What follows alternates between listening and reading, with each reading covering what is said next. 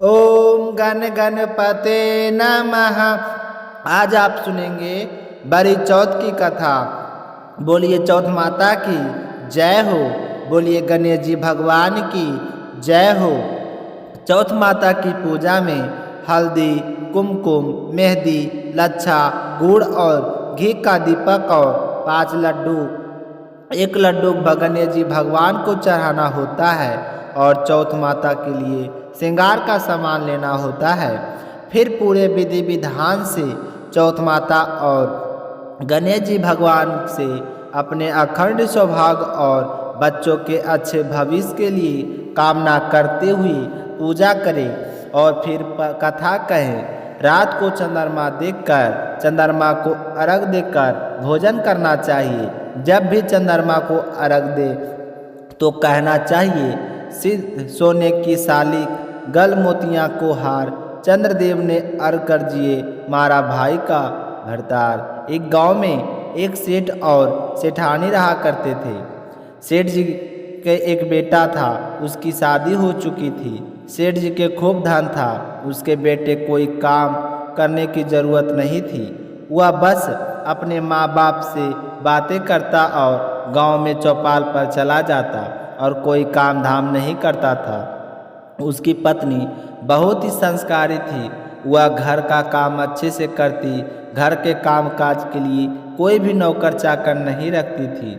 जब वह अपने सास ससुर अपने पति को भोजन करवाकर बर्तन साफ करती तो बर्तन साफ करके वो पानी नीचे डालने के लिए जाती तो अड़ोस पड़ोस की औरत उससे पूछती कि बहू रानी आज क्या खाने में खाया है। तो वह कहती, चाची खाने में क्या है, बासी को खा लेती हूँ, आज गुजारा हो जाता है। तो उसकी बात सुनकर बड़ी ही उदास हो जाती। पर रोजाना अब तो यही नियम बन गया। जब वो नीचे पानी फेंकने जाती तो वह सारी महिलाएं पूछती, बहू रानी क्या खाया। तो वह बोलती कि ठंडा बासी भोजन खाया हूँ और खाने को क्या है। तो एक दिन वह बर्तन साफ करके पानी फेंकने गई तो रोजाना की तरह औरतों ने पूछा कि आज क्या खाया है। तो उसने यही जवाब दिया कि बासी खुशी तरबासी और क्या। तो उस दिन सेठ का बेटा उसी समय सीढ़ियों से उतर रहा था। तो उसने यह बात सुन ली और मन में विचार करने लगा कि अभी तो यह ताज़ा भोजन खाकर आई है, फिर भी इसने दूसरे को बासी खुशी क्यों बता रही है। पर उसने अपने पत्नी को कुछ नहीं कहा। दूसरे दिन वह अपनी माँ से कहने लगा कि माँ खीर खांड का भोजन करना है। तो उसकी माँ ने बहू से कहकर खीर खांड का भोजन तैयार किया। जब बहू अपने ससुर और पति को भोजन परोसने लगी तो वह कहने लगा कि माँ आज मेरी इच्छा है कि हम चारों एक साथ बैठकर भोजन करें। तो उसकी माँ कहने लगी कि हाँ हाँ क्यों नहीं बेटा। तो वह कहने लगा कि माँ आज तो आपको ही आज परोसना है, मेरी बहुत इच्छा है कि मैं आपका परोसा हुआ भोजन करूं। तो उसकी माँ ने कहा ठीक है। फिर उसने पहले थाली में अपने पति के लिए परोस देती, दूसरी अपने बेटे के लिए, तीसरी अपने बहू के लिए परोसकर स्वयं भी वहाँ पर भोजन करने बैठ गई। इस तरह उन पर चारों ने बड़ी प्रसन्नतापूर्वक भोजन किया। बहू अच्छे से भोजन करके सबके बर्तन उठाई और जब बर्तन साफ करके पानी नीचे फेंकने गई तो उसका पति पीछे पीछे गया। तो आज भी बाहर औरतें इंतजार कर रही थी। कहने लगी कि बहू रानी आज क्या खाया है। तो उसने वही जवाब दिया कि खानों को क्या खाया है, ठंडा बासी है। तो उसके पति को बहुत गुस्सा आया और सोचने लगा कि आज मेरे सामने खीर खांड का भोजन किया था, फिर भी वह तो बासी खुशी बता रही है, इसमें क्या रहस्य है। इस बात को समझाने के लिए वह इंतजार करने लगा। जब वह पानी बाहर फेंककर अंदर आ गई तो वह पूछने लगा कि तुमने ऐसा क्यों किया। मैं तो ठंडा बासी खाकर आई हूँ, मेरे सामने खीर खांड का भोजन किया है, इसमें हमारे घर की बदनामी होती है, तुम जरा भी ख्याल है इस बात का। तो वह कहने लगी कि इसमें समझने वाली क्या बात है, मुझे बदनामी का डर नहीं है। क्या आप तो आपके परदादाओं की कमाई को खा रहे हो, स्वयं तो कुछ करते नहीं हो? तो यह तो बासी कुसी हुई ना। मैं चाहती हूँ कि तुम स्वयं कुछ काम करो और अपने खूब सारा धन है। इसका मतलब यह थोड़ी ना है कि हम हाथ पर हाथ धर कर बैठे रहें। और हमारे पूर्वजों ने इतना कुछ किया है तो मैं थोड़ा बहुत फर्ज बना हमारा भी बनता है कि हम बुजुर्गों के लिए काम को कुछ आगे और बढ़ाएं, कोई कारोबार करें, कार्य का विस्तार करें, ना कि बैठे ठहरे रहकर उनकी जमा हुई पूंजी को खाने पीने में उड़ाते रहें। तो यह सुनकर उसका पति को लगा कि हाँ, मुझे कोई काम करना चाहिए। वह उस पर चुपचाप सो गया। सुबह उठकर अपनी माँ से कहने लगा कि माँ, मैं परदेश जा रहा हूँ। तो उसकी माँ ने कहा कि बेटा, क्या बात हुई? अब ऐसी कौन सी मुसीबत आ पड़ी जो तुझे कमाई करने के लिए परदेश जाना पड़ेगा? तो बेटे ने कहा कि माँ, कोई मुसीबत नहीं आई है, पर मेरा एक सपना है, मैं चाहता हूँ कि उसे पूरा करो। आप मुझे खुशी खुशी आशीर्वाद दे कि मेरा कार्य अच्छा चले और मैं जल्द ही लौट आऊँ। तो उसकी माँ ने उसे जाने की इजाज़त दे दी। वह अपनी माँ और बाबूजी के चरण स्पर्श करके परदेश के लिए चल पड़ा। परदेश जाने पर उसे सेठ के यहाँ नौकरी मिल गई। कुछ ही समय में वह सारा काम संभालने लगा। तो सेठ जी उसके काम को देखकर बहुत ही खुश थे। एक दिन वह कहने लगे कि बेटा, मुझे तीर्थ यात्रा पर जाना है। मैं चाहता हूँ कि यह सारा कार्यभार तू ही संभाले। तो इस तरह उसका काम अच्छा चल रहा था। उधर उसकी बहू पर अपनी ससुर की खूब सेवा करती और घर के कार्य को सही समय पर निपटाती थी। उसे देखकर उसके ससुर बहुत ही खुश होते, कहते कि हमारा सौभाग्य था जो हमने इतनी अच्छी बहू मिली है। पर सेठानी ने अपनी बहू को कह रखा था कि 2 बातों को ध्यान रखना, चूल्हे की आँख और पलिंदे में पानी कभी भी समाप्त नहीं होना चाहिए। तो उसकी बहू इस बात का खूब ख्याल रखती थी। एक दिन की बात है, दीपक भी बुझ गया और चूल्हे की अग्नि भी बुझ गई। तो यह देखकर बहू को बड़ी शर्मिंदगी महसूस हुई। सासू माँ क्या कह कि 2 काम बताए थे, वह भी ढंग से कर नहीं पाई। तो वह जल्दी से पड़ोस में से आग लेने के लिए गई। तो उसने वहाँ जाकर देखा कि पड़ोस की सारी औरतें किसी माता का पूजन कर रही है। तो यह देखकर वह भी बैठ गई।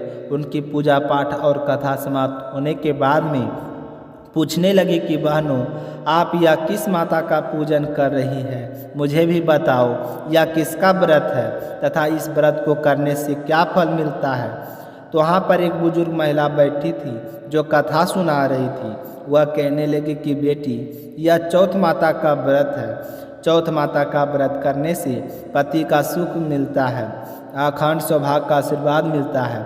और इस व्रत को रखने वाली हर महिला अपने बच्चों की तरफ से हमेशा खुशी रहते हैं। उसके बच्चे कभी कोई भी परेशानी का सामना नहीं करते हैं और जिसकी संतान ना हो उसको संतान की प्राप्ति होती है।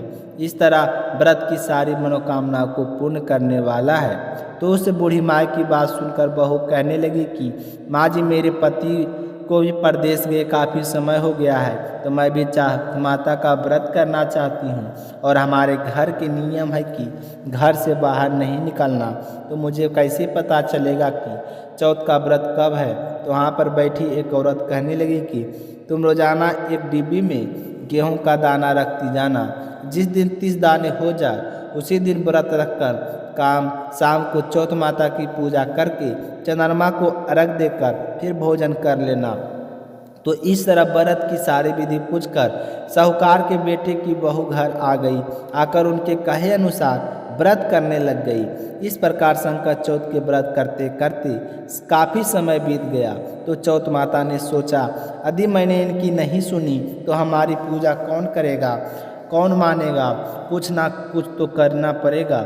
यह सोचकर चौथ माता साहूकार के बेटे के सपने में जाती है और कहती है कि बेटा सो रहा है या जाग रहा है? तो वह कहता है कि माई, ना तो सो रहा हूँ ना ही जाग रहा हूँ, कोई उड़ बनने लगा हूँ। तो साहूकार की बेटे की बात सुनकर बुढ़िया के फेस में आई। चौथ माता कहने लगी, बेटा तेरी पत्नी मुझे बहुत घर याद कर रही है, तो यहाँ की चिंता छोड़ और घर उसकी शुद्धि ले ले। तो वह कहने लगा कि माँ जी याद तो मुझे भी आ रही है, पर मेरा तो कारोबार बहुत फैला हुआ है, इसे छोड़कर जाऊँ कैसे। तो चौथ माता कहने लगी कि तुम सुबह जल्दी उठना, स्नान ध्यान करके दीपक जलाना और फिर देखना किस तरह चुटकियों में तेरा सारा काम हो जाएगा। तो इस तरह कहकर वो बुढ़िया माई उसके सपने से अंतर्ध्यान हो गए। जब उसकी आँख खुली तो सपने में जिस तरह बुढ़िया ने देखा था ठीक वैसे ही किया। गणेश जी भगवान की पूजा की और फिर घी का दीपक जलाकर मंगल कामना करते हुए दुकान पर बैठ गया। तो उसने देखते ही देखते सारा हिसाब किताब हो गया। शाम तक अन्न से ढेर लग गया। सामान लेने वाले गए और देने वाले देनदार रुपये पैसे दे गए। इस तरह शाम तक उसकी दुकान बिल्कुल भी खाली हो गई। तो वह यह देखकर बहुत ही खुश हुआ और उसने जल्दी जल्दी अपने गांव जाने की तैयारी कर ली। जैसे वो अपने घर को रवाना हुआ तो रास्ते में उसे एक सांप मिला। तो उसने सांप को सिसकार दिया। सांप को गुस्सा आ गया। वो कहने लगा कि मैं 100 साल की उम्र पूरी करके अब मुक्ति पाने जा रहा था और तूने बीच में ही मेरा बाधा डाल दी। अब मैं तुझे जरूर डसूंगा। तो साहूकार का बेटा कहने लगा कि मैं 12 साल से मेरी पत्नी और माँ से मिलने के लिए जा रहा हूँ, उनसे मिलने के बाद तुम डस लेना। तो सांप कहने लगा कि ठीक है, जब तू घर जाएगा उसी दिन सांप को जब तू पलंग पर लेटेगा उस समय मैं वहाँ आऊँगा और तुझे डस लूँगा। तुझे कोई एतराज़ नहीं होना चाहिए। तो सिर्फ देवता की बात सुनकर साहूकार के बेटे ने कहा, ठीक है, मैं घर जाकर अपने माँ और पत्नी से मिल लूँ, फिर तुझे डस लेना। तो इस तरह आश्वासन देकर साहूकार का बेटा अपने घर चला गया। अब वह घर तो चला गया पर उसकी खुशी गायब हो चुकी थी। उसका मन बहुत ही उदास था। जैसे वह घर पहुंचा तो उसके माँ बाबूजी उसकी पत्नी उसे देखकर बहुत ही प्रसन्न हुई। उसकी माँ ने कहा कि बेटा तू उदास कैसे दिखाई दे रहा है, थक गया होगा, चलो नहा भोजन कर ले फिर आराम कर लेना। पर उसकी पत्नी ने मन की मन भाप लिया कि अवश्य कोई बात है जिसे यह मुझसे छुपा रही है। तो उसने बार बार आग्रह करके अपने पति से उस सांप वाली बात के बारे में पूछ लिया। बताने पर उसने शाम के कमरे में जो सीढ़ी जाती थी वह पहली सीढ़ी पर दूध रख दिया, दूसरे पर चूरमा और तीसरे पर बालू, रेत, इत्र, फूल आदि 7 सीढ़ियों पर 7 वस्तुएं रख दी। और जैसे ही आधी रात हुई तो सांप हुकारता हुआ वहां पर आ गया और उन सभी चीज़ों को आनंद लेकर बहुत ही खुश हो रहा था। लेकिन वह तो बचनों से बंधा था। वह कहने लगा कि मुझे तो बहुत किया है, लेकिन मैंने वचन दिया है डसना है तो डसूंगा तो जरूर। तो चौथ माता और विनायक जी महाराज यह सब कुछ देख रहे थे। तो माता चौथ ने विनायक जी से कहा कि आज हमने इसकी रक्षा नहीं की तो कल युग में हमें कौन मानेगा, कौन हमारी पूजा करेगा। तो गणेश जी ने कहा कि आप बात ठीक है। तो चौथ माता तलवार बन गए और गणेश जी की ढाल बन गए और जैसे ही सांप डसने लगा तो उसे मार दिया। साहूकार की बेटी की नींद नहीं आ रही थी तो सांप को मरते ही उसने अपनी पत्नी को उठाया और मरे हुए सांप को दिखाया और दोनों पति पत्नी चौपर पासा खेलने लगे। सुबह बहुत देर हो चुकी थी। बेटा बहू उठे नहीं तो उसकी माँ ने आवाज़ लगाई कि बेटा अभी तक उठा नहीं, क्या बात है। तो ऊपर से कोई आवाज़ नहीं आई। तो उसकी माँ ने सोचा कि चलो चल कर देखती हूँ। जैसे वह सीढ़ियों के पास गई तो देखा सारी जगह खून की खून पड़ा था। तो वह जोर जोर से चीखने लगी, हाय क्या हुआ, मेरे बेटे बहू किसी ने मार दिया। तो माँ की चीखने की आवाज़ सुनकर उसका बेटा नींद से जाग गया और कहने लगा कि माँ देखो मैं तो सही सलामत हूँ, मरे हमारे दुश्मन। यह कहकर वह नीचे आ गया और अपनी माँ को सारी बात बताई और फिर कहने लगा कि माँ आज मैं सही सलामत हूँ तो तुम्हारी बहू की वजह से हूँ। यह चौथ माता का व्रत करती है थी और चौथ माता ने ही मेरी रक्षा की है। तो बेटे की बात सुनकर उसकी माँ कहने लगी कि बेटा मैं नहीं मान सकती, क्योंकि दोनों समय मैं तुम्हारी पत्नी को अपने हाथों से भोजन देती थी यह कहकर उसने बहू को आवाज़ लगाई और कहा कि बहू, तुम बताओ, तुमने व्रत कब रखा था? तो अपनी सास की बात सुनकर कहने लगी कि माँ जी, मैं संकट चौथ के व्रत करती थी और इसी व्रत के बारे में मैं एक दिन पड़ोस में आग लेने गई थी, तो गलती से हमारे चूल्हे की आग बुझ गई। तो वहाँ जाकर मैंने कई महिलाओं को चौथ व्रत के करते हुए देखा, तो उन्हीं में से व्रत की महिमा सुनी तो मेरे मन में सारी इच्छा जागृत हुई कि क्यों ना व्रत करूं। 12 साल हो गए थे तुम्हारे बेटे को परदेश गए थे, मन हर समय व्याकुल रहता था। अब देखो मैंने चौथ माता के व्रत शुरू करने के लिए शुरू कर दी, तो चौथ माता की कृपा से आपके बेटे सकुशल लौट आए। तो उसकी सास कहने लगी कि जो मैंने तुम्हें भोजन दिया था उसका किया? तो यह सुनकर उसकी बहू कहने लगी कि माँ जी, आप सुबह का नाश्ता पानी देती थी, वह तो मैं गाय और बछड़े को दे देती, और दूसरी बार आप देते तो मैं ऊँट के ठान में गाड़ देती थी, और जब शाम को आप भोजन देते थे तो मैं चंद्रमा को अर्घ देकर भोजन कर लेती थी। मैंने पूजा के लिए बनिए की दुकान से घोर घी और मंगवाया था, उसका भी हिसाब करना है। तो बहू की बात सुनकर सास गाय और बछड़े के पास गई, तो उनके मुंह से फेब के फूल गिर रहे थे, और उठ के ठान खोद कर देखा तो उसके अंदर जितनी बड़ी बड़ी रोटियां थी उतने बड़े बड़े सोने के चक्कर निकल रहे। फिर बनिए के पास गई और कहने लगा कि हाँ माँ जी, आपकी बहू महीने में एक बार मेरे से गुड़ और घी लेकर जाती थी। तो यह सुनकर उसकी सास माँ बहुत खुश हुई और कहने लगी कि बेटा, तुमने व्रत किए तो मुझे बता देती, तुम व्रत रखती और मैं इस बात से अनजान थी, तुमसे घर का सारा काम करवाती थी। तो बहू कहने लगी कोई बात नहीं माँ जी, अब मुझे चौथ माता का उद्यापन करना है। तो उसकी सासू ने कहा कि बेटा खुशी से करो, हम पंडित जी को घर जाएंगे और उद्यापन की सारी विधि पूछकर तुम्हारे चौथ का उद्यापन करेंगे। तो फिर सास से बहू ने मिलकर चौथ माता का उद्यापन खूब धूमधाम से किया और फिर आराम से रहने लगे। उसकी सास ससुर उसे खूब आशीर्वाद देते और कहते जैसी बहू हमें मिले वैसी बहू सबको मिले। और कुछ समय बाद उसे संतान की प्राप्ति हुई। तो घर में पोते पोतियों को देखकर सेठ और सेठानी बहुत ही खुश थे। फिर सारे के सारे घर में सुखपूर्वक रहने लगे।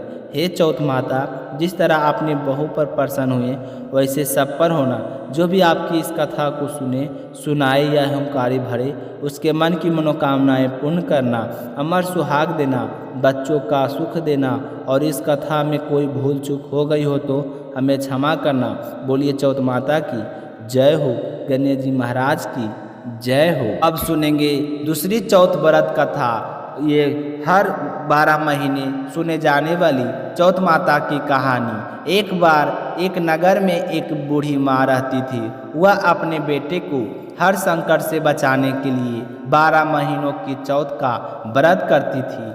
हर चौथ को पंसारी से थोड़ा सा गुड़ और घी लेकर 4 लड्डू बनाती, एक बेटे को देती, एक से पूजा करती और एक हथकार के लिए निकालती और एक चंद्रमा उगने पर खुद खा लेती। एक बार उसका बेटा ताई से मिलने गया। उस दिन चौथ का दिन था। ताई ने भी व्रत रखा था। उसने ताई से पूछा कि माँ तो 12 चौथ करती है। तब ताई बोली, तेरी माँ तेरी कमाई से तरमाल खाने के लिए 12 चौथ करती है। तू परदेश जाए तो वह एक भी चौथ नहीं करेगी। लड़के को लगा ताई सच कह रही है। घर आकर उसने अपनी माँ से कहा, माँ मैं परदेश जा रहा हूँ, यहाँ तो मेरी कमाई खाने पीने में ही उड़ा देती है। माँ ने समझाकर रोकना चाहा पर बेटा नहीं माना। माँ ने उसे साथ ले जाने के लिए चौथ माता की आंखें दी और कहा, मुसीबत आए तो यह आंखें तेरी सहायता करेंगे। तब वह बेटा आंखें लेकर रवाना हो गया। घूमते हुए कमरे दूसरे नगर में जा पहुंचा। उसने देखा एक बूढ़ी अम्मा रोती जा रही थी और पुआ बनाते जा रही थी। उसने कारण पूछा तो बूढ़ी अम्मा ने कहा, बेटा इस नगर की पहाड़ी पर एक दैत्य रहता है। पहले वह नगर में आकर कई लोगों को खाने के लिए मार देता था। अब राजा हर घर से एक आदमी उस दैत्य के पास भेजता है और आज मेरे बेटे की बारी है इसलिए रो रही हूँ और उसी के लिए पुए भी बना रही हूँ। तब लड़का बोला कि तू पुए मुझे खिला दे तो तेरे बेटे की जगह मैं चला जाता हूँ। तब बूढ़ी अम्मा ने खीर पुए उसे खिला दी। खा पी कर वह सो गया। रात को राजा के सैनिक आए तो बूढ़ी अम्मा ने उसे भेज दिया। दैत्य के सामने पहुंचने पर उसने चौथ माता के आंखें दैत्य की तरफ फेंक कर कहा, हे चौथ माता, अगर मेरी माँ मेरी सलामती के लिए व्रत करती है तो दैत्य का सिर कटकर गिर जाए। कहते ही तुरंत दैत्य का सिर कट गया और लड़का वापस आ गया। अब राजा ने उसे उपहार देकर विदा किया। चलते हुए एक दूसरे राजा के नगर में जा पहुंचा। इस राज में आवा तभी पकता था जब एक इंसान की बलि दी जाती थी। सिपाहियों ने उसे पकड़कर आवे में चून दिया, झोंक दिया। लड़के ने आंखें आवे में डाले और कहा, हे चौथ माता, अगर मेरी माँ मेरे लिए व्रत करती है तो यह आवा मेरे लिए मेरी बलि बिना ही झट से पक जाए। आवा तुरंत पक गया। आवे से मिट्टी की जगह सोने चांदी की बर्तन निकलने लगा। लड़का बोला, बर्तन धीरे धीरे निकालना, कहीं मुझे ना लग जाए चोट। राजा ने उसे निकलवाया और उससे पूछा कि इस आवे से तुम बच कैसे गए। लड़के ने बताया कि उसकी माँ चौथ माता का व्रत करती है, व्रत के कारण ही बच गए पाया। राजा को विश्वास नहीं हुआ। उसने एक चांदी की सुराही मंगवाई और कहा कि सुराही की नाली से निकल कर दिखाओ, तभी मुझे विश्वास होगा। लड़के ने चौथ माता को एक बार फिर से याद करके आंखें सुराही में डाले और कहने लगा, मैं भंवरा बनूं, सुराही से निकलूं। लड़का भंवरा बनकर तुरंत सुराही से निकल गया। अब तो राजा ने प्रसन्न होकर राजकुमारी का विवाह उसके साथ करवा दिया और सभी लोगों को चौथ माता का व्रत करने के लिए कहा। उधर अब लड़के को अपनी माँ की याद आई। उसने राजा के पास जाकर खुद के नगर जाने की इच्छा जाहिर की। राजा ने रथ, घोड़े, हाथी और खूब सारा दान दहेज देकर उन्हें विदा कर दिया। चौथ के दिन वह लड़का अपने नगर पहुंचा। वहां अकेला पंसारी के यहाँ माँ का इंतजार करने लगा। सोचा चौथ का व्रत है तो माँ यहाँ जरूर आएगी। थोड़ी ही देर बाद लकड़ी टेकती हुई उसकी माँ उसे आते हुए दिखाई दी। बेटा माँ के चरणों में गिर पड़ा, कहने लगा, माँ मैं तेरा बेटा हूँ, मुझे माफ़ कर दो। माँ ने उसे उठाकर गले लगा लिया। अब तो लोग चौथ माता की जय जयकार करने लगे। उस नगर में अब सभी लोग चौथ माता का व्रत करने लगे। हे चौथ माता, जैसे आप बूढ़ी माँ और उसके बेटे की सहायता अपने ही वैसे ही हम सबकी करना। कहानी कहने वाले पर और कहानी सुनने वाले की सभी की कृपया करना। प्रेम से बोलिए चौथ माता की जय हो।